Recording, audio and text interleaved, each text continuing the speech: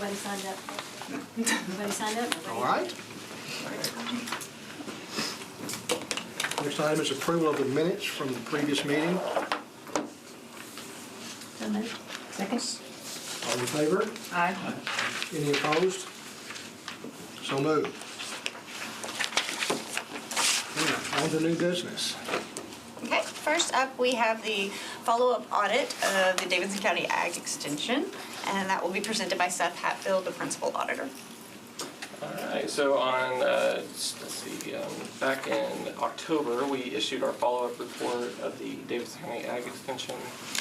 The original report was issued back in September of 2022. And we have the Ag Extension Director, Andy Lance, here with us. We appreciate him coming to help with this audit. So we had 3 recommendations that were implemented. We had 1 that was partially implemented, and we have 2 that were not implemented. So during this time, there was a change in management. We're not really sure why there wasn't any action done on the 2 recommendations that weren't implemented, but we met with Mr. Lance. He's aware of kind of what we expect going forward as far as how to implement them. He can reach out to us if he needs any help, but we just updated the implementation dates on those, so we'll revisit those recommendations when those pass.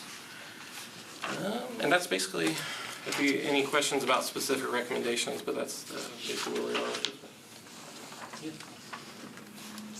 Just one about the timelines. I mean, it sounds like one's going to be finished later this month, maybe, but the other 2 are like a year out, 2 years out. What's the reason? Why did it take I think it's that long? a year from this January, just because you need a couple years to do the analysis that we propose, and so you just want to have a couple years to get that analysis and make sure you're capturing the right information for the analysis. And that extra year and 1 year makes sense? Yes, to you? yes, Okay. it absolutely did. Yeah.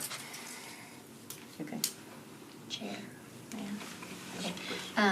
So welcome, Director Lance, but can you speak to, because, yeah, seeing all that having not been implemented, I was not aware of the change in leadership, and so kind of when did that happen, and what was that timeline relative to these asks? Let's see, we started, well, I know that the previous director left. I think our auditor, Jim Carson, that did this audit, met with her once, and then she left kind of when we were waiting for information.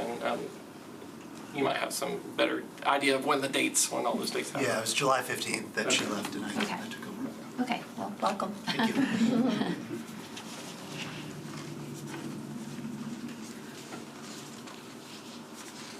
The individual recommendations, the ones that are not implemented, are explained in the top part up here as the reasons why.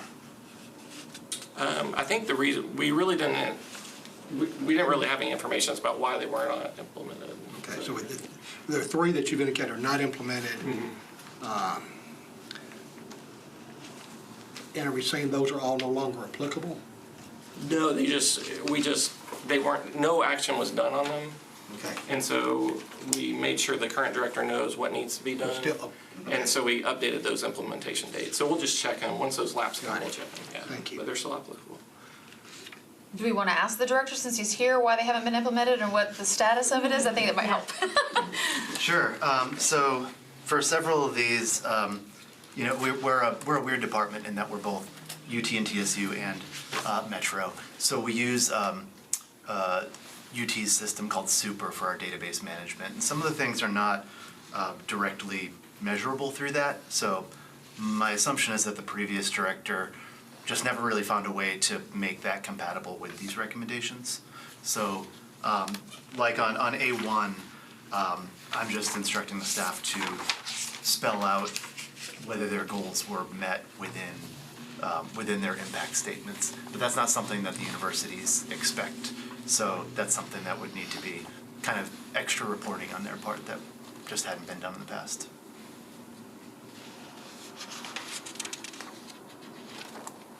May I ask, just generally, so my engagement with this board or commission was because a position on your board had kind of fallen to me, so reaching out to the previous director and kind of trying to understand how this is both a thing of kind of state and county government, right, statewide, all these kind of ag extension departments, but also it's a metro department. And so you spoke there to how kind of the database system you're using on the state side of the house. And I know even when I was emailing the director, I would send it to, like, it was hard for me to find her .gov, and then I would send it to her state email, and then I started sending it to both emails, but I'd get a response from the state. And can you maybe just sort of speak into some of those challenges of being both a state office and a local office, and it had implications on data gathering, but are there any other things you want us to be aware of as far as implementing these larger goals that you want to make us aware of? Yeah, in a lot of situations, it's great because I've got a Nashville.gov email address and UTK. So if we need to do outreach programs at a space, we have that identity as Metro, as well as being known as a university on the state level. We operate on the TSU campus quite a bit too, and use their farm out there. And so it's great being part of all three of them. But yes, there are definitely some challenges. One of them is our website. That's something that I'm looking into figuring out this year, because if you're looking at our Nashville.gov website, it's not up to date.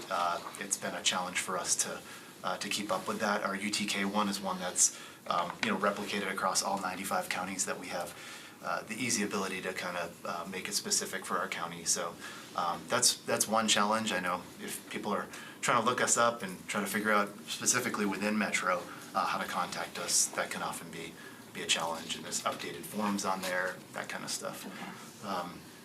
But I don't think any of the outstanding 3 recommendations are something that are going to be a challenge now. We were able to discuss them and go through, and Jim has been amazing coming to our office and kind of making sense of how we can best report, what we do.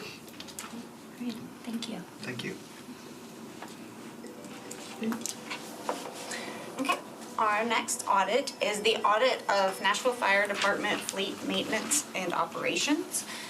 We added this audit to the audit plan due to the importance of maintaining fleet vehicles for fire, for the operator safety, for citizen safety, and the work that they do. We looked at a scope period of April 2022 to March 2024 with 3 objectives.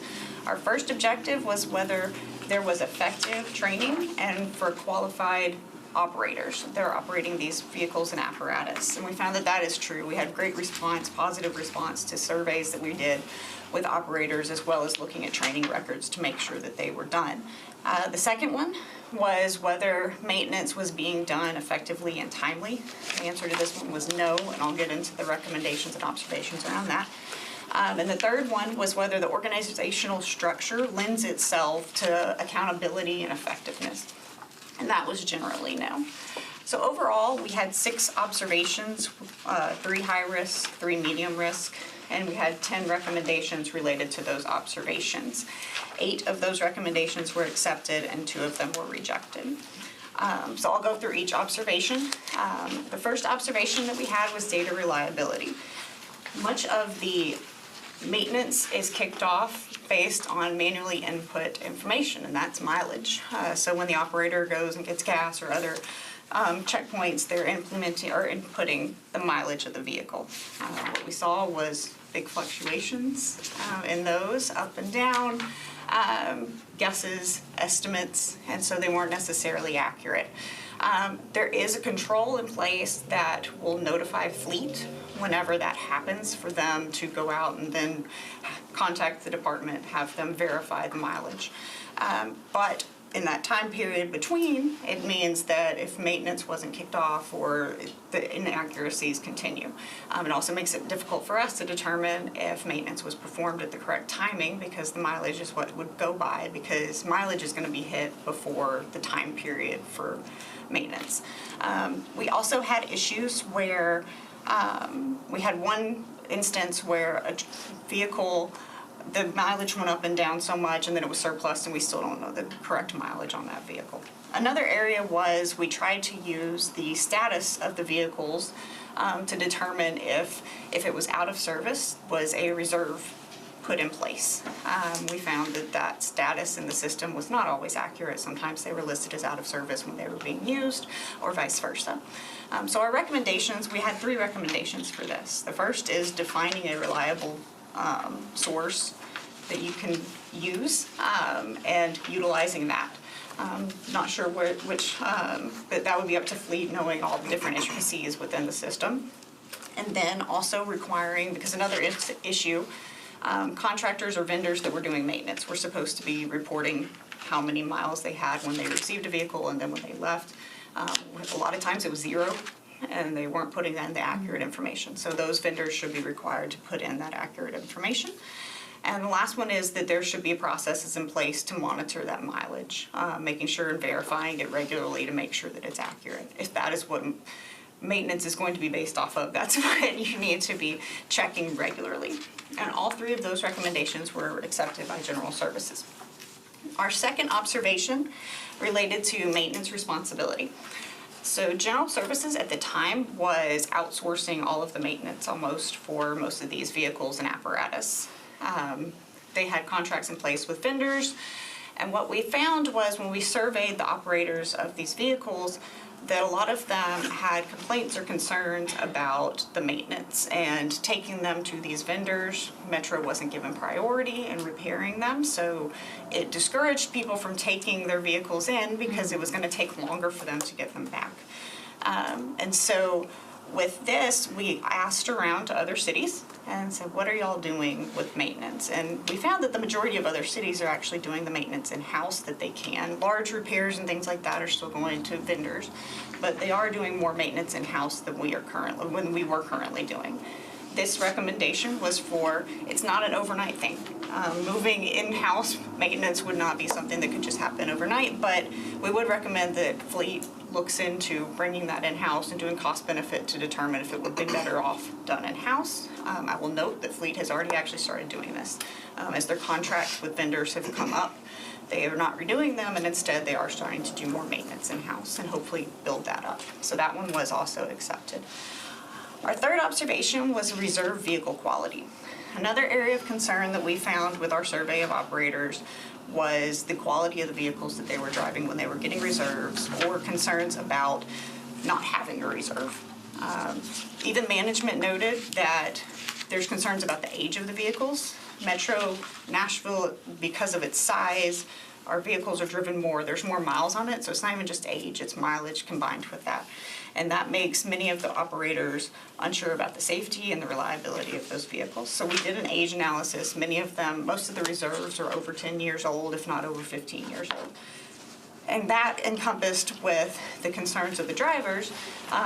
We would recommend that you have a program in place, kind of almost like looking at the age, and it's a life cycle program, so that vehicles are being moved to reserve earlier, so that they're not closer to the end of life.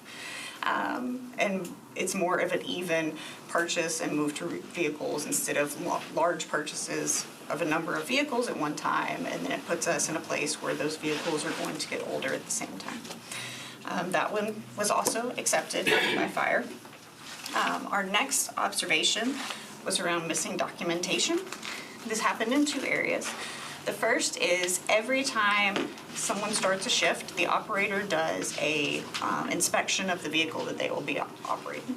And this is to hopefully identify maintenance issues or any other safety concerns before you're in the middle of driving to an event and something happens. These should be happening at least twice a day because there's at least 2 shifts. What we found, we were trying to use this to determine if maintenance was happening, so if something was identified in that inspection, how long did it take maintenance to happen afterwards? Unfortunately, what we found was 14 of those vehicles didn't even have the inspections documented. Not to say they didn't necessarily happen, but we couldn't get the documentation for it. And so we would recommend that this documentation is retained because it's important to make sure that it's done. The second part of this related to reserve vehicles.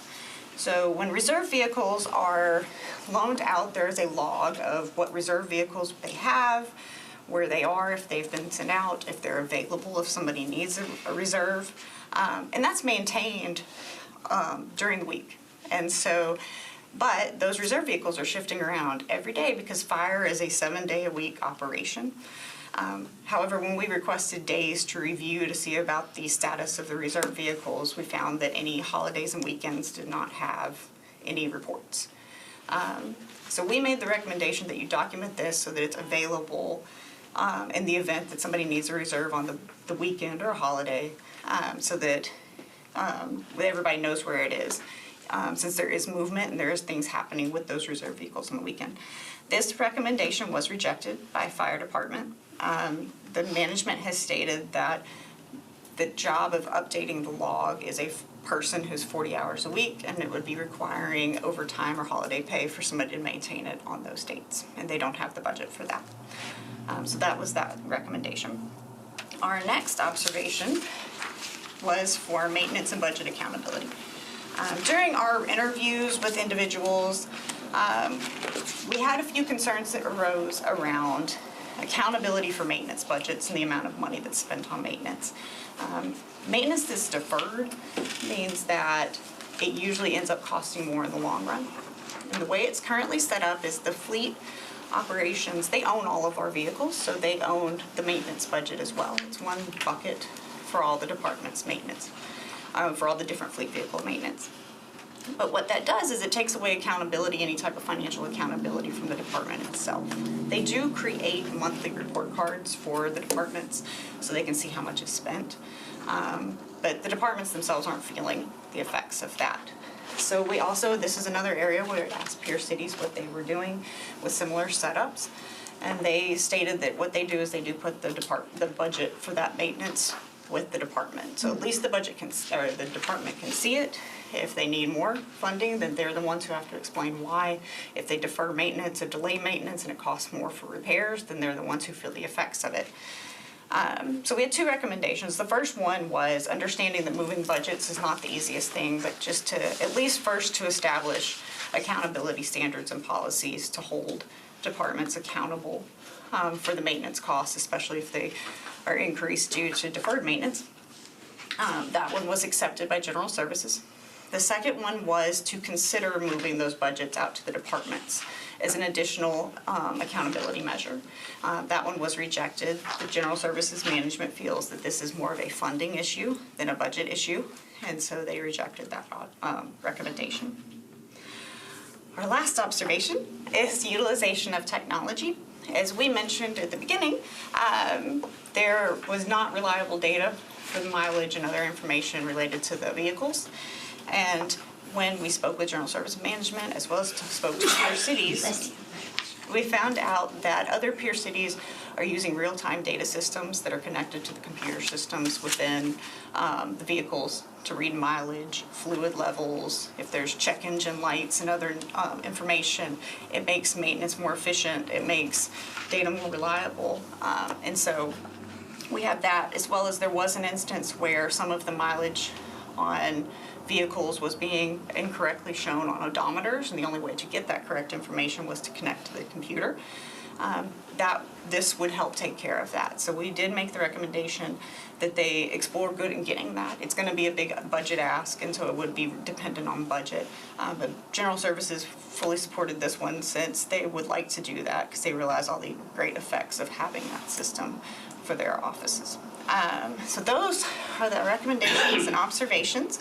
With us today, we have Laura Henry, who was the senior auditor on this project.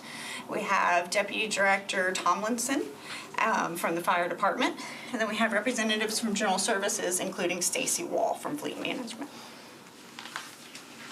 Can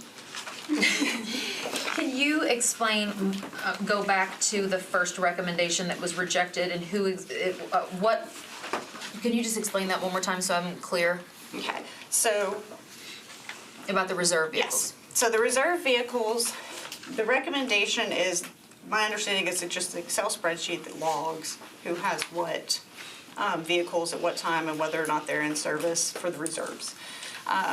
Reserve vehicles are still moving on the weekends, which is why we made the recommendation to continue that log and keep it up to date. From what Chief Swan has told us, it is a 40-hour-a-week person job to update that, and if they had to have somebody update that on the weekends, that would be overtime or holiday pay. Deputy Director Tomlinson may have more to add to that. So I think my understanding of the AAA report is what we call it.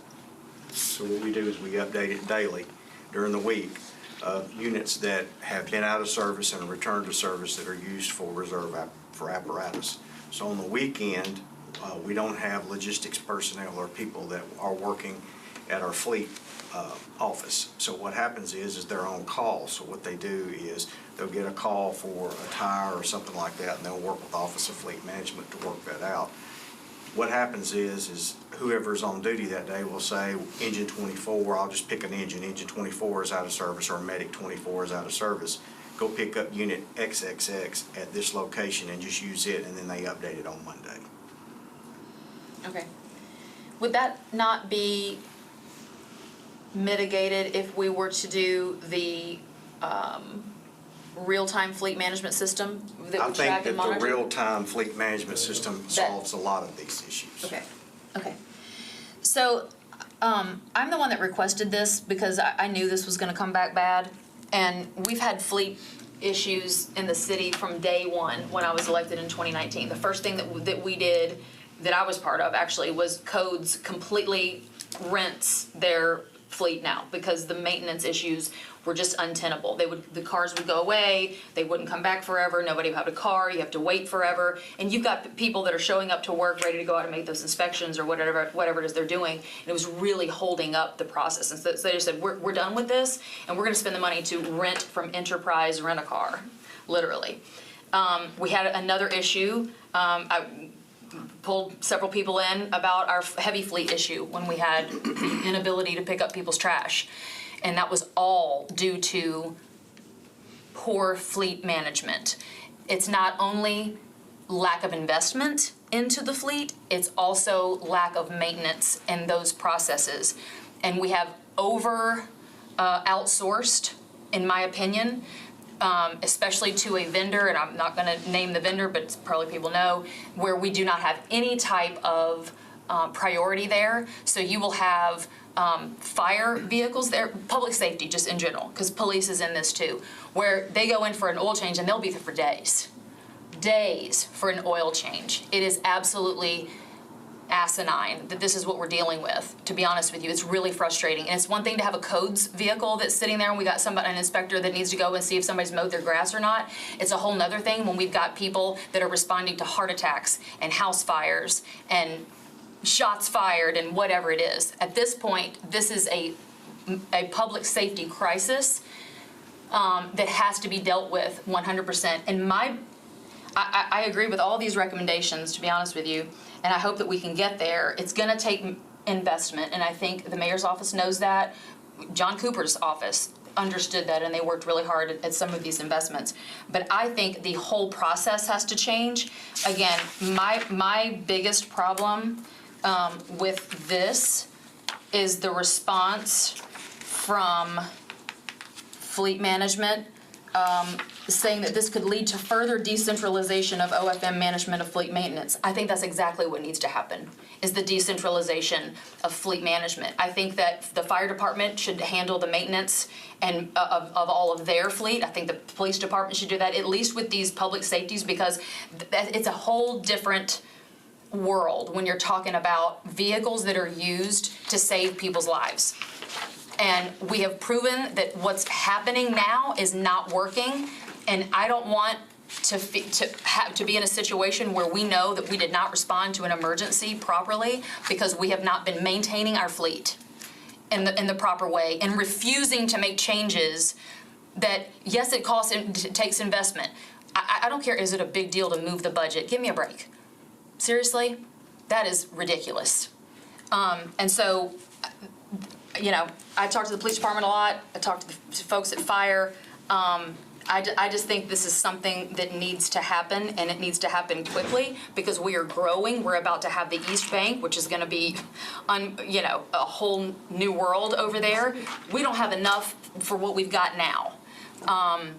And it's really frightening to think that if we had one of the high-rises, one of the many high-rises that are here and not only being built here in downtown to catch fire, what are we going to do? And then simultaneously we have a house fire, or simultaneously we have an apartment building fire, or someone has a heart attack, or we've got shots fired, which we got shot and fired all the time in this county at this point. What do? We don't, I mean, I cannot put it into words how alarming. This should give everyone pause. This should give everyone pause and say, we've got to do something like right now. So that is my recommendation, is to look at this as a serious reality check and to really look at divesting, at least our public safety departments. Divesting the fleet management, hope that's not taken out of context. And that would be a budget, that's the time to make that change? What are the steps to make that happen?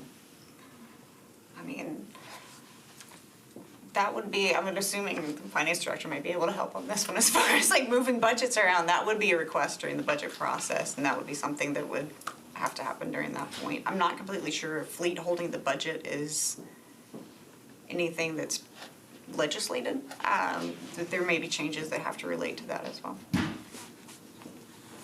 Well, and these departments know what they need, and they're able to prioritize what they need. When you have an Office of Fleet Management that's dealing with every vehicle, light and heavy, throughout the entire county, you know, some are priority and some are like needs, or, you know, somebody wants a new vehicle. Oh, okay. It's a whole nother thing when we've got ladder trucks that our firefighters are scared to death to go up on, because the likelihood that the ladder is going to crash down because the thing is however old and hasn't been maintained properly, and we know that, read the report. That's not good. It's not just about who we're going out to save. It's about how are we protecting the people that are going out there to do it. Yeah, so I'll just provide a perspective on the finance front that you mentioned. So I think before we actually get to finance, there's going to have to be a consensus here as to operationally what makes the most sense to address the most critical public safety needs, right? So some combination of general services, fire, police you mentioned, and maybe some others across the metro government as well. So there's an operational decision to be made there as to what's possible. Some of the other recommendations here about what technology may apply to that and so forth is certainly important. And at that point, I think we get a good sense of what the cost is to go do that. I also was alarmed when I read the report. I haven't been here in a little bit. It's the first I'd seen a lot of this. So I did ask the mayor's office for some reaction to what was there. And you bring up a good point. Mayor Cooper, starting in 2019, and Mayor O'Connell, just over this last year, both in their capital spending plans continue to increase the funding for the fleet. It is flowing into the funds that we mentioned here, so primarily general services, some of the outsourcing. To the extent that that's not working, I'm confident that the administration is going to be open to examining, if it's not working, then what will work. So I would invite that conversation to happen as quickly as it can. And I would ask, is the information available to show potential savings, perhaps? I mean, from, an orderly maintenance schedule as opposed to deferred maintenance. I mean, I think it's easier to get money into the budget if we can also show that it will save money at We another would spot. not have that from, unfortunately for us, trying to even determine when the maintenance should have happened was difficult because of the data. So we couldn't come up with anything like that, and so we can't tell if deferred maintenance work orders and going through that, especially not being our expertise. But that is one reason that we put in there to do a cost-benefit analysis as well, is trying to figure out what that would be. How do we make that happen? How do we make that happen? That would probably be that would be a fleet management decision to invest in that and to ask for funds to actually Okay, have that. so to put that into their budget to make that happen. But it does make sense when you say, our own vehicles, right? If you don't bring your vehicle in for an oil change, if you don't take care of the things that you're supposed to on a regular basis, all of a sudden you end up with an emergency that costs a heck of a lot more than 2 or 3 oil changes that should have happened at the right time. I don't know how we're going to do that study if we don't have reliable data to know what was serviced, when was serviced, what was the mileage, did they miss it, is it due now? The data is just so unreliable, it's garbage. So I think you just have to use common sense and say, we have to get on a regular maintenance schedule. I think the technology will help that so that you know exactly what the odometer readings are, and that will trigger however it works. It's better than obviously human beings entering things into that. But just literally common sense is gonna say, if you regularly maintain something, you're gonna have overall cost savings from repairs that would come due, but also probably extending the life of the vehicle itself as well. So there's no way that it's not a good idea to create a system that works, and for these, again, these public safety departments to be able to own that themselves. These are their employees. These are their people that they're going out to help. So it behooves them to make sure that their fleet and to own that. Would you not agree? I'll let you, we have been working with Office of Fleet Management to try to improve some of our processes along that way. And I will commend Stacy and them for continuing to try to work through some of these nuances that occur through some of these things. And can, So, Chair, if I may, can you speak to how long you've been working on that? So when you say we've been working on that, is that 3 months, is that a year, is that 2 years, is that 5 years? how long would you say that we've been working on trying to improve some of the It's probably been 5, 6 years. Okay, It so, boils down to more than just services. It boils down to funding and replacements. It boils down to how many vehicles it actually takes to run a department. And we also have to remember, an oil change on a vehicle is not the same as an oil change on a fire truck. You don't have probably any fire trucks, if all, go in to just have the oil change. Would you agree to that? agree to that? They're used, they're old, they're abused, and they have to have repairs done when they go to the service.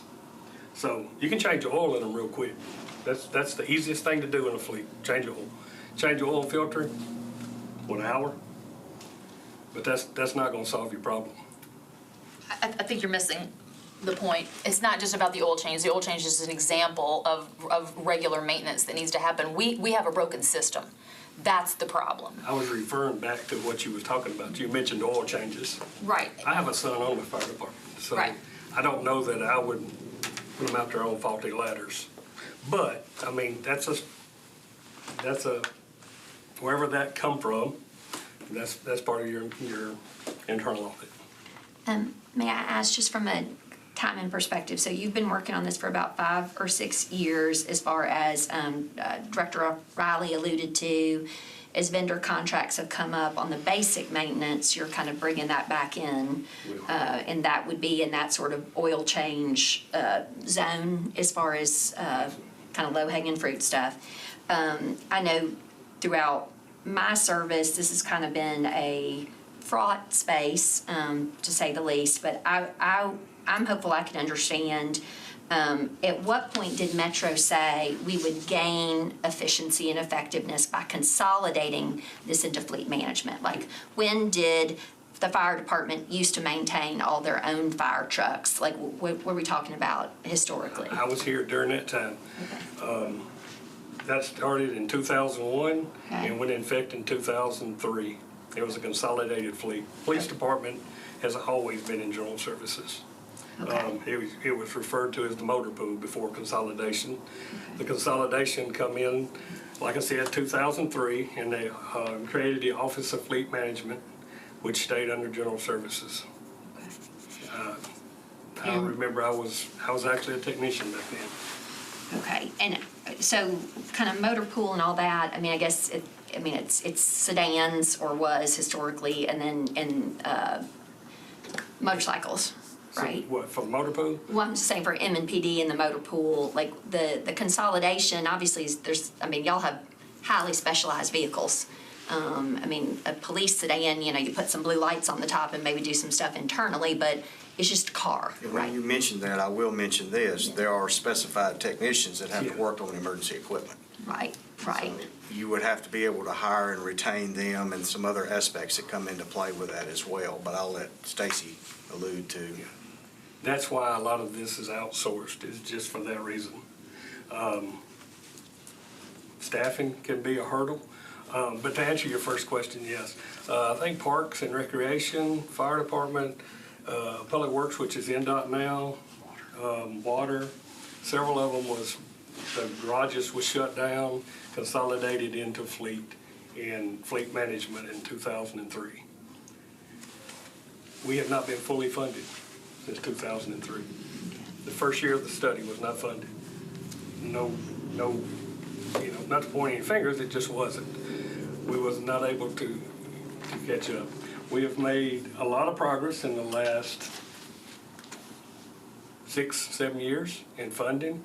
This administration's been very good to us. The previous administration was good to us, especially in heavy. This last CSP that you guys are going to vote on, that actually pretty well gets us to where we need to be at status quo numbers. That's not how many the chief needs extra sitting on the sidelines and ready to put in service.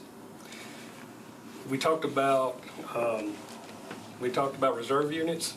Reserve units, you know how we got to reserve units? Reserve units are vehicles that come out of service and then they was put back into service after a new vehicle arrived for its replacement. So we didn't have the funding to additions.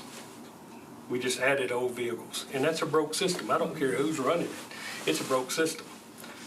So when an engine goes, I'll just use an engine as an Yeah. example. So when an engine moves from front line into reserve status, it's already met utilization. Yes. And Completely it's out of- probably been extended past utilization because now we have extended build times when you order equipment. So if you fund equipment and we order it, it could be 2 years before we actually get it because it's a specialized piece of equipment. It's not the same as going to a dealership and saying, I'll take that one right there. It's not the same. And they don't stock a lot of that inventory because they're expensive. Custom built. Yep. And this next CSP that we're going through will really get us caught up in the heavy equipment side, like I was saying, but we're still $47 million deficit on the light vehicles, police and other vehicles. So, you run into situations like that. Now, have we made a lot of progress? Absolutely. Do we have enough reserves? I know you mentioned trash trucks, sanitation. Those trucks, way past their prime.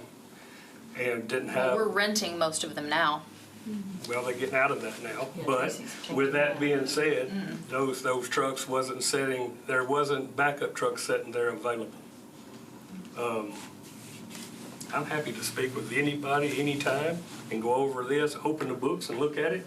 I think it sounded a lot worse than some of the actual audit was, but I'd be happy to open the books and let anybody look at it. I know if you open up a bunch of shops, of course, that's real estate, that's technicians, there's a lot of stuff involved in it. We asked for funding to put telematic systems in all vehicles and equipment, and we haven't been able to do that yet. We've asked for a fleet study, which part of this CSP that we're passing this, if we get past this time, we're going out to have a fleet study, and we think a lot of this will be addressed in the fleet study. So that's funded in this CSP? In the CSP. Okay, that's Yes. helpful information. That And we is- think that a lot of the answers to be in this fleet study. Because it's going to bring us up, if we look at it, the fleet study is 24 years old, roughly. So it's time to do a fleet study. Chair, would the telematics be, is that a capital-ish item or an operating? If we It'll be an didn't- operating issue. Okay, so we could get it into this We next can- operating budget? Yes. Okay. It's going to be expensive to put it on everything, but the numbers will be in that operating budget request for '26. Okay. Can I suggest, and just kind of the hierarchy of needs, right? And so once you implement that system, I assume there's just sort of a base thing to make it work.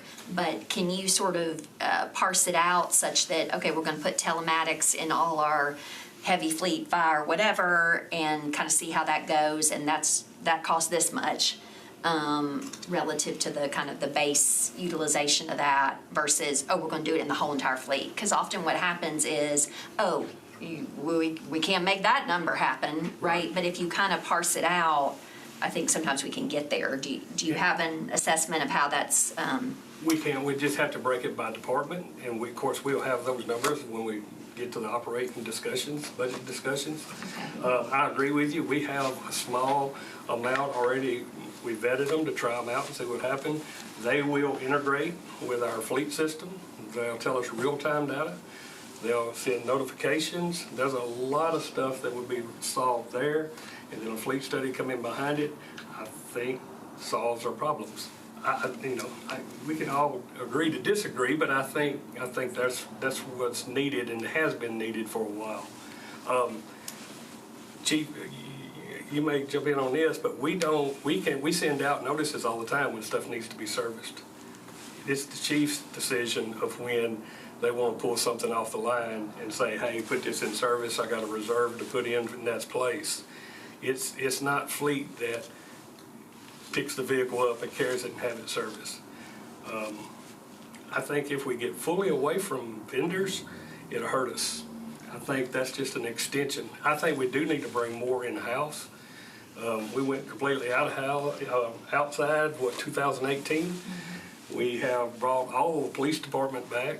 All of that's back in. I think you'll hear great reviews if you speak with the police department. It's just a funding thing. I mean, it's a management thing, a funding thing, but it's just a combination of a lot. There's no blame to put on anybody. The city's grown a lot. We haven't grown. There's a lot of stuff that we have to do, and I think that comes out in the fleet study. And what is the timeline on the fleet study, if I may? Once we get the funding approved, I think we probably could, I hate to give you a date, but I think we could look at probably trying to get somebody inside doing the work, spring maybe late spring. Doing the actual study?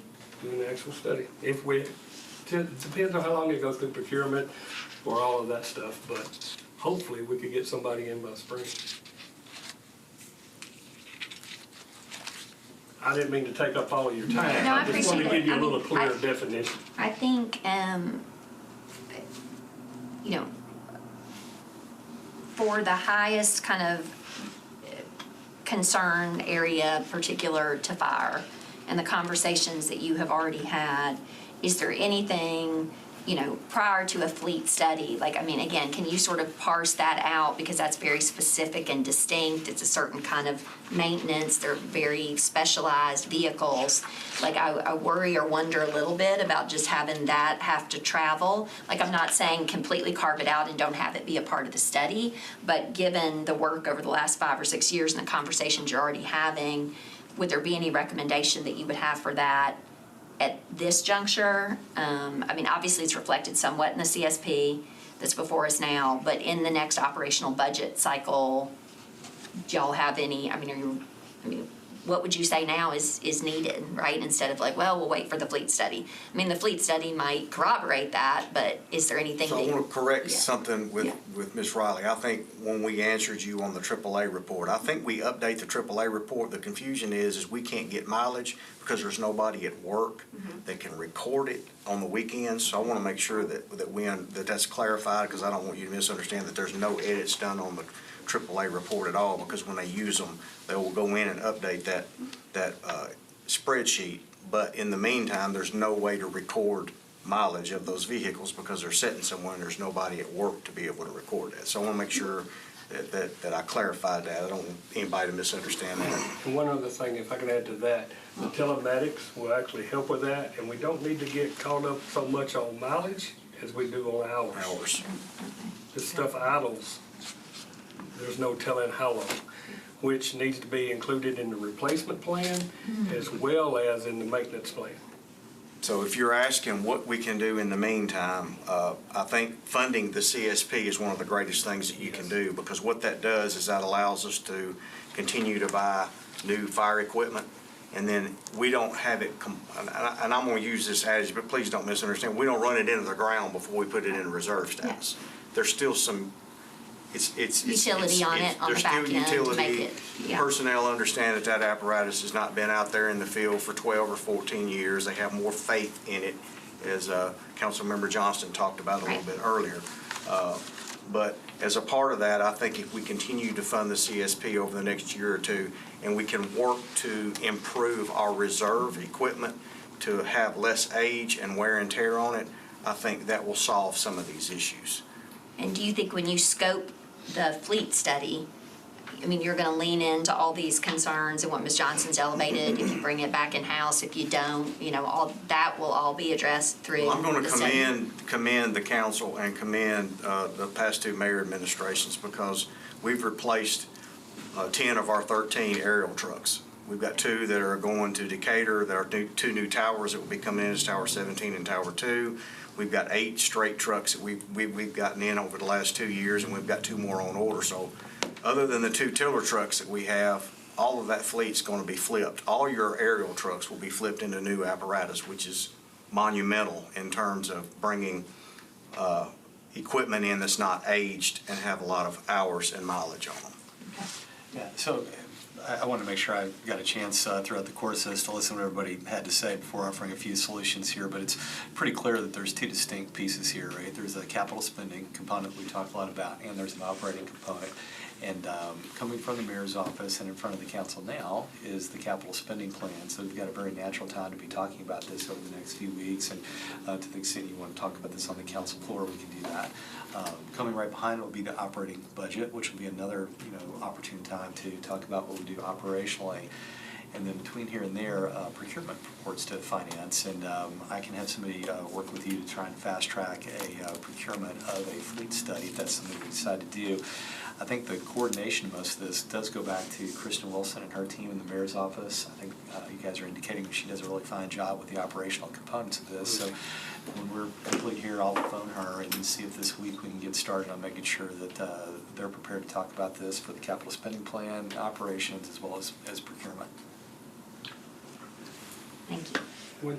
One thing that you asked, if there's something we could do short term, we could put it for about, I think around about $500,000, we could put the telematics on the fire department, and which that number considerably larger if you do the whole fleet, but about $500,000, $500,000, you could put the telematics on the fire engines, and that would help us get some of these hours and mileages.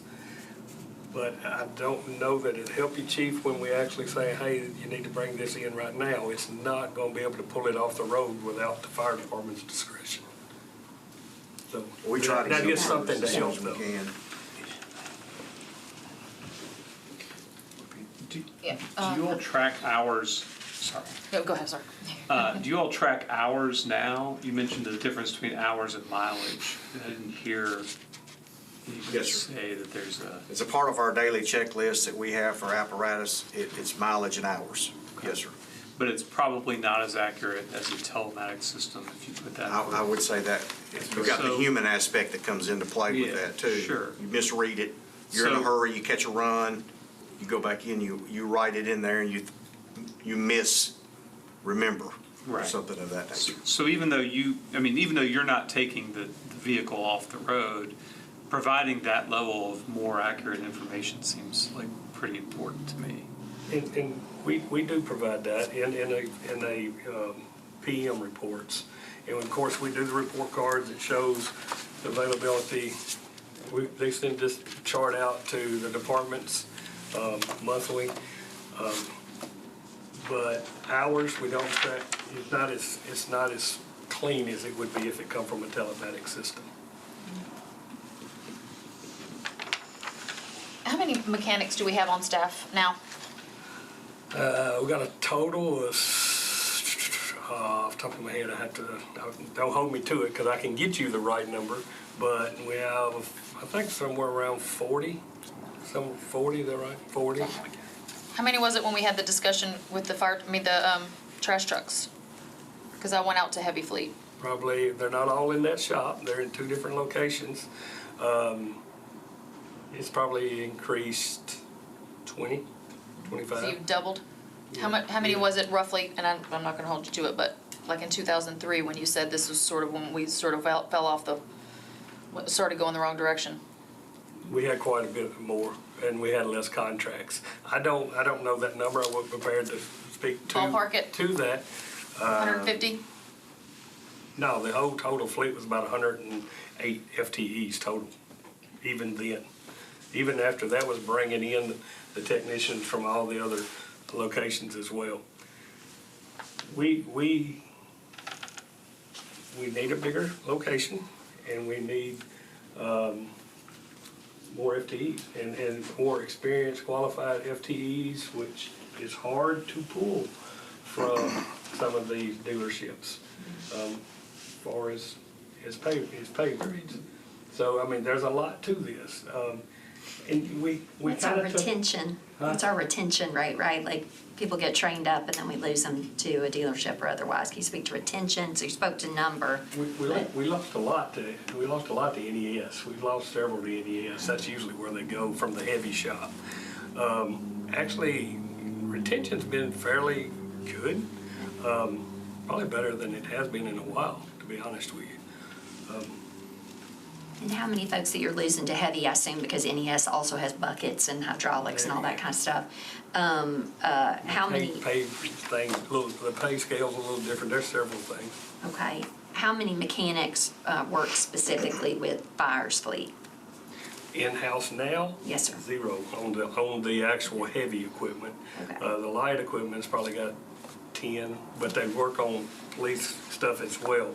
So light is everything under a 19.9 GVWR, and then I don't know what GVWR a is. 550, the truck that you see with the bucket on it, the smaller ones, but with the tool pockets on the side, those usually are 19,000 pounds. They're 550s. Like a Ford would be an L550 or Chevrolet would be a Oh, got it. 5500 Okay. series. Okay. And then up would be heavy equipment. And of course, the fire engines is some of the biggest equipment we got, other than some of the sewer vectors. Okay, so that's all vendor then at this It's all juncture? vendor because there's more technicians available right now in that area and more expertise that we're not able to bring in-house because we're not able to get them from a dealership. Okay. Now, and I don't, like I said, I don't know the answers. I've been here forever. I've been here 39 years and been in general services the whole time. But we are making progress. But there's a lot of moving parts in this. There's not just an oil change. And Director Cumbro, I guess what I hear from you, from an operations perspective, I know that's Ms. Wilson in the mayor's office specialty. And I'm often interested to see kind of how, audit and performance intersects with, if Mayor Cooper stood that up, Ms. Wilson has remained there, appreciate her expertise. But I think, over the kind of whole life cycle of all this, like, does that continue to remain in the mayor's office or your department with procurement and kind of optimization and so forth? Like, so when folks have been talking about things for a long time and we say, okay, we're gonna get this study and we're gonna all sit down and we're gonna have some task force and we're gonna fix this thing. At present, that still just kind of lives in the mayor's office, right, at their initiative, and/or council has to say, okay, get it together, fund this study, everybody sit down, come up with a plan, we want to hear it by this time. What I hear from you is you're gonna have those conversations with the mayor's office, and then you'll kind of come back to us on timeline to. So I think you have some natural things right in front of us to address this. And so let me use this 5-year or so timeline that keeps emerging. So I think you first mentioned 2019, somebody else did in these 2 narrow terms. Kristen has been the consistent force behind that and has been a true champion of this for all those years in my experience. And so just to give you a sense of that, I asked her before this meeting for some comment here, and one of the things she let me know, just so we'd understand the magnitude, is that when he says we've been underfunded, that number in 2019 was roughly $125 million unfunded. Like, see, these are not small numbers. Yep. So in each and every year, both Mayor Cooper and O'Connell continue to fund more and more. And I think what we're saying is that this capital spending plan that you're about ready to deliberate here, it includes not the last piece by any means, but certainly a capstone piece here to catch up all of that. There's still a lot more to do, but it's going to be in the hundreds of millions of dollars to accomplish a lot of the things we're talking about. So what I'm suggesting here is that recognizing the magnitude of that, the dedication that Kristen and both of these mayors have put into it, why don't we plan to talk about this at your council meeting for the CSP so you can ask questions then. There will be an operating component that will come right after that, in the springtime, but between here and there, to the extent a study is needed, procuring those things would take a long time. I can try and put that on a fast track so that follows at the same period here. But I do think that going back to Kristen and her team and working with general services, fire, police, and others in a really coordinated way will be the key.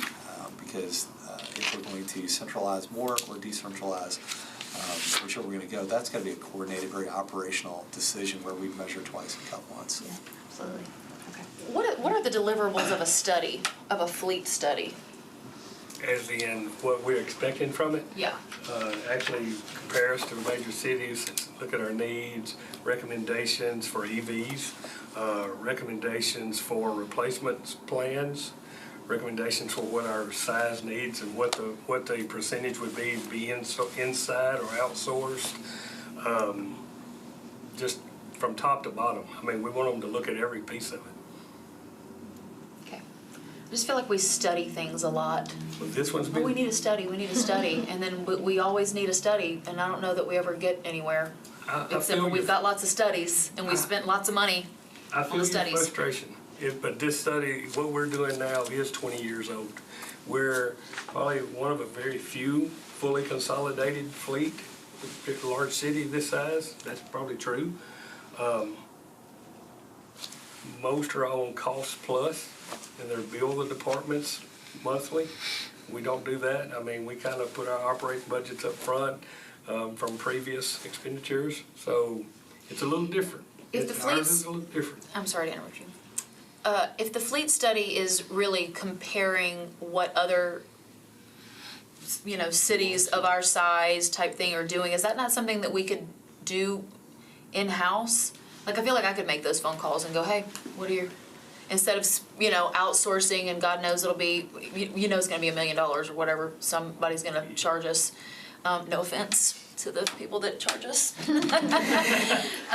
But, I mean, is that something that I just feel like we should be able to do that ourselves, to call and figure out pick 5 cities, and we already know who our, comparable cities are, to say, what are your policies? I'm sure they have, part of the audit was that, right? We looked at 9 different cities and what they use for the electronic system or whatever, so is that not something that I feel like we could do a heck of a lot faster instead of waiting for, the approval and then the procurement and then the study itself, and then God knows we'll be past July 1st, so the operating budget will have already passed, so then you're looking at either a supplemental in December of 25, and it just goes on and on and on, when I feel like we could probably make some phone calls and have it done in 2 weeks. And I don't mean to minimize it, but I just feel like that's what this really sort of is. We definitely don't have the expertise as the folks that would be doing the study. They have more areas they can reach out and pull in subcontractors to help them on different various things.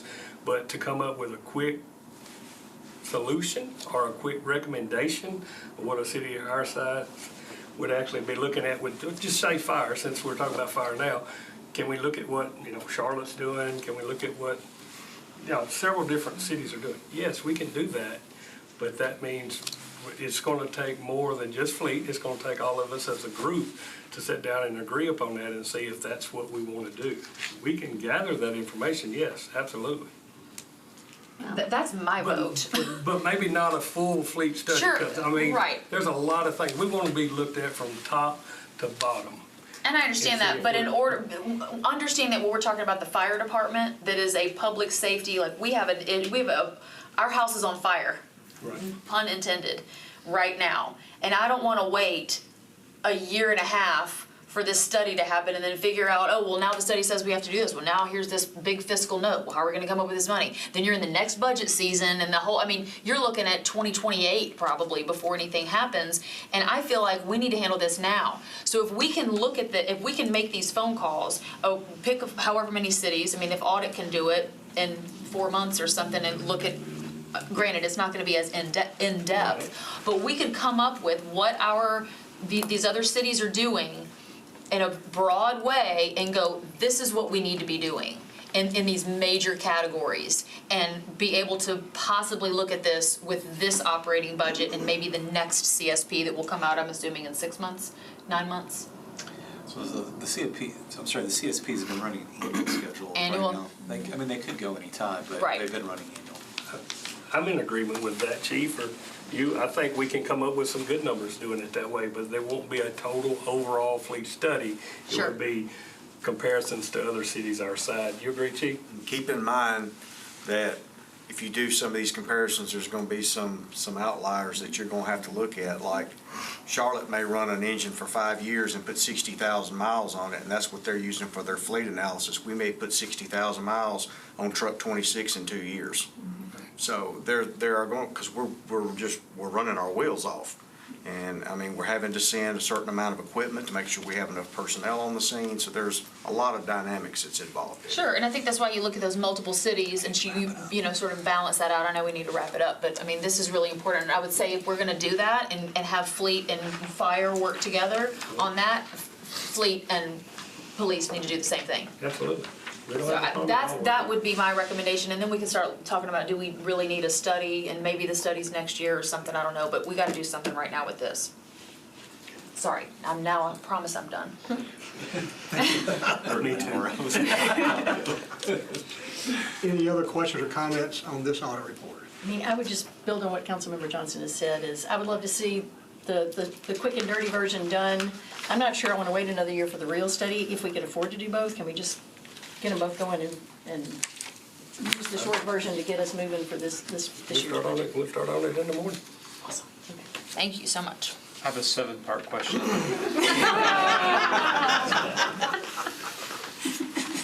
If you get kicked under the table, it's crumble. It's like, all right, we're in an hour, let's get it. Any discussion? We do not have the JIS audit issued, so that one is not going to be discussed. We're going to move on to the discussion to amend the 2024 annual audit plan. As you all know, the only way that we can do audits is if y'all approve putting them on the plan. We've had discussions during some other audit meetings about possibly removing one of the audits and replacing it with something else, and so that's what we're here to request. Our office is requesting that we remove the Metro Action Commission Emergency Rental Assistance audit. That was placed on the plan a couple of years ago. It got carried forward when we didn't have staff to do it. It's kind of now not relevant. It was COVID funded, and so that's really looking pretty far in the past at this point, and so we don't feel like that would be impactful. And so what we're requesting is to remove that from the audit plan and add in the Davidson County Sheriff's Office audit of health services. We're requesting this one for a few reasons. It was on the secondary list for the audit plan that we proposed in February. And that was because, one, we haven't audited the Sheriff's Office in about a little over 7 years. They always are a high-risk organization due to their size and the impact that they have on the community, as well as we think that health services in general are impactful and would make for a good audit. Additionally to that, one of the reasons that we kind of delayed asking for this is because we're trying to figure out what the best skill sets or an audit were for a new person that we've hired that I'll talk about later. But with his skill set, we think that this would be a good audit because it could be broader in scope, but it could also be more narrow. They do outsource. Many of the health services are provided by the health department, so we wouldn't necessarily audit the health department and the vendor, but we could do some oversight around that, as well as there's behavioral care center that the Sheriff's Office operates that would fall within this, and it's an impactful program that they have. And so if we needed to narrowly scope this audit based on, we're still trying to learn our new employee and kind of what he can handle, and so we feel like this would be a good audit for him to do. And I'll throw a question on something that's not related to the health issue is programming or things like that. Is it possible to throw in something that's that disparate? Or would that just be a... We actually discussed that when we were trying to figure out what kind of audit we wanted to do at the Sheriff's Office, and we did talk about programming. That was another option that we were going to throw out, and we actually talked about with our new staff. So that if we wanted to go in that direction instead, if that was y'all's preference. I don't know if I'm saying instead, then it doesn't really make sense to do it at the same time. I think that it would be a little too far of a scope creep for us to go into the program since they're not all health related. Especially if we put it as a health services, but doing an all-encompassing Sheriff's Office audit would be way too big for us, so we were trying to narrow it down. But to what extent, though, do maybe some of the programs intersect with behavioral health, kind of? I mean, I don't know if maybe like dog fostering or something. I mean, that's intended to be kind of have a mental health benefit. I mean, I don't know if that bridges your concern. We would look at that type of stuff during planning, and we would try to find that intersect if there were programs that were also health-related, that whether they're behavioral health, mental health, or in those different aspects, especially because, like I said, the base health services about like doctor's visits, that's handled by the health department, would most likely be scoped out, so that would be other opportunities. That'd be good. So you don't have like a particular question on here yet that you've formulated for health services? We do not. Because of this one, we were looking more about, depending on what the scope is, I mean, the main objectives are they receiving the appropriate health services that they are intended based on, if it's behavioral care center, we would be looking at the strategic goals of those. If there's a whole reason that service was created, are they measuring that? Are they putting processes in place to ensure that they provide those services? A lot of these are touted as being lowering recidivism. And so looking, how do you measure that? Are they accurately measuring that? And I think a lot of that is where this would go, is making sure if it's, especially with behavioral care center, that's one of the ones, is that they've got a good rate for that. Yeah, I think there's definitely some room to look at just the medical care being provided to inmates, potential inmates, that kind of population as well. And that would be within the scope when we were doing the planning to see what all is under that. It would also be where if we find out that the health department is doing a lot of this with the vendor that they have, that's a potential audit in all of itself, is measuring the monitoring of that to make sure that those services are being provided accurately to those inmates. I thought that was handled at at Metro General. The Sheriff's Department sends to Metro General. Am I wrong? Well, but the individual services within, so if somebody actually just needs medications or a doctor's visit when they're in the facility, my understanding is from the brief background that we've done, there is a contract that health department has to offer those services in the actual detention center. And they don't do trauma there, so that comes. And as well, I believe recently before the council, right, there was a settlement or some litigation particular to behavioral care and medicine and so forth in one of our jail facilities, right? Last month, we just settled something because of, right? Yeah, because of, the assertion being improper care. So, we've had some recent implications, so I think I would support that. So do we have a motion to modify the audit plan? I would move to remove the Metro Action Commission Emergency Rental Assistance Audit and to add the Davidson County Sheriff's Office inmate health services to include also behavioral health, and where applicable, if there were a program that had a tight nexus with behavioral or mental health, to include it as well. Second. All in favor? Aye. Any opposed? So moved. Our next item is just the annual review of the bylaws for the Office of Internal Audit and the Audit Committee. This is just a standing item that we do annually to ensure that everybody reads them and looks through them. If there's any changes or requests, those are at your discretion. We don't have any for our office or anything that we feel for the office. That was my question, is y'all don't have any suggestions? Okay. So do you have to move the approval of, okay, I'll do that. Second. All in favor? Aye. Opposed? So moved. We'll quickly go through the administrative items. The recommendation implementation, there was a small period for us, and there were only 2 recommendations that were supposed to be implemented. Those were reported as implemented. And so they'll go into our queue for those that we need to follow up on. For our ongoing projects, as we just talked about, we're making our way through that audit plan. We've got now 3 audits that haven't started yet, and they should all start within the next couple weeks. So that we should easily get through get started on all the projects on our audit plan, not necessarily finished, but before our end of audit plan year at the end of January. We have 11 projects in process. 5 of those are in draft report. We've completed 12 audits. Our goal is 15, and so we should easily hit that before the end of the audit plan year. Additionally, we have some allegations that are still open that our other new employee, that I'll talk about later, is working through to get those closed, as well as coming up with hopefully our education of Metro employees on how to report fraud, waste, and abuse that should start at the beginning of the year. So those are ongoing projects. Are there any questions about that? Can we talk about this implementation status update? Yes. For a second. So you've got things on here from like, I don't know, 2017. Yes. I don't know that we've heard like updates on those really, really old things in a while. Maybe we have. So let me see which ones we've got on here. I was gonna say, it's the occupational safety one. Yeah. The occupational safety one there were actually a lot more. For years it was 24, and that was because the big ask for that one was you had to move occupational safety from legal over to human resources. And then it was a stair step of all sorts of other recommendations once that finally got moved. That got moved a year or two ago. And now that they have someone in place, that's why it has started to go down. He has been working his way through these. And we now actually have, originally when that audit was issued, there were no dates on implementation. He has now helped to put dates to this implementation. And so that's why we're working through those. Cross that off one. Yes. Now we have actual dates, and that's what we actually follow up on, and that's why that number is finally going down. The VAO office, we have talked about that one in previous ones.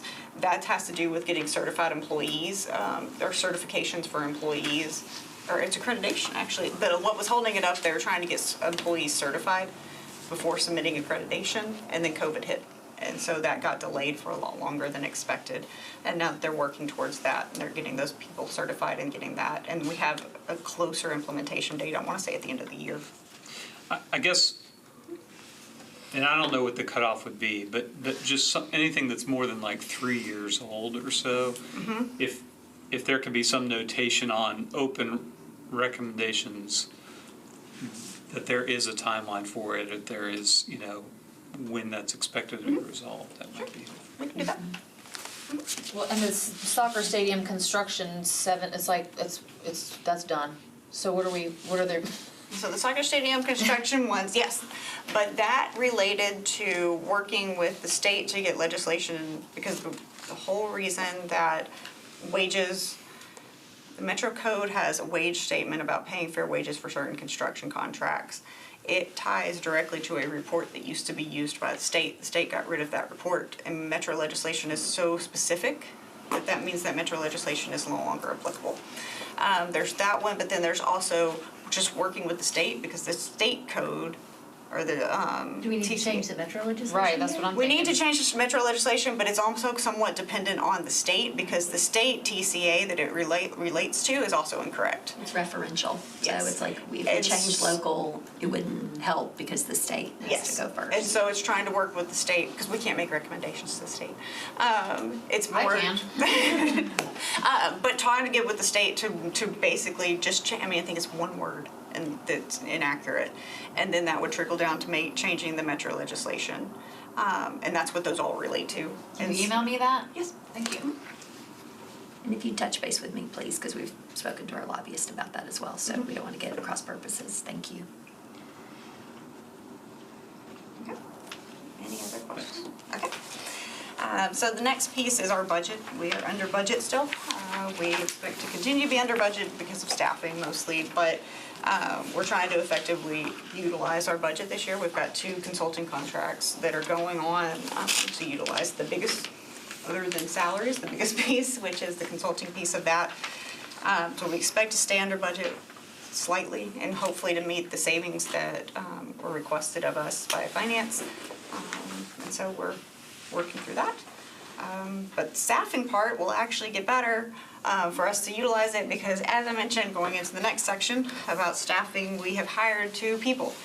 We're very excited about this. Back in October, we hired Paul Goganellis, who is our lead investigator. He came to us from a private company that was doing government contracts, where he was an investigator and an auditor. Before that, he was with the Tennessee State Board of Regents as an auditor and an investigator. So he has that background. He has brought a large set of knowledge about education as well as investigations, and has jumped right in and started doing different processes and looking at some of the stuff that we had in place and kind of evaluating it and helping us to get that better. The other person that we have hired is Chris Sheffield. Yes. Where's Paul? Is this Paul? He is not here. I'm sorry. I mean, I was like, are we not? He is actually currently talking to somebody. He's actually currently talking to somebody about some of those allegations. Okay. The other person who's also not here is Chris Sheffelton, who joined us from the City of Atlanta Auditor's Office. Prior to that, he was with the State Audit Office for South Carolina, and before that, he was in politics working on political campaigns. So he has a breadth of government knowledge that he's brought as well as some of his degrees that are helpful in not just the audit space, but also understanding the government aspects of it and the performance pieces of what we do. And so we are very excited to have them. We have one remaining opening now. We had a great pull from our Auditor 2 recruitment. That some of it was just people who just didn't have the experience that we wanted for an Auditor 2. So we hope to see, we've reached out to some of them to see if they would be interested in the Auditor 1 position, as well as an open recruitment for that as well. But we do feel like we can fill that position at the beginning of 2025. That's all I've got, unless there's questions. Thank you, Lauren. Do we have any recommendations for future meetings?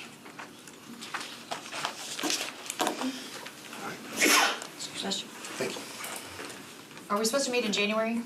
We're gonna meet we'll meet in December 19th is our next one, where y'all will approve the meeting dates for next year. Okay. And that will be in I do February. have another audit that I want. Okay. Well, you can do December 19th meeting or February 19th, or February, it's the second week because it's the alternating Tuesday from the council meeting, once we set that. That's where we'll do the audit plan for next year. Okay, cool. Do I have a motion to adjourn the public meeting? Second. All in favor? Aye. Any opposed? Public meeting is completed. We will now go into executive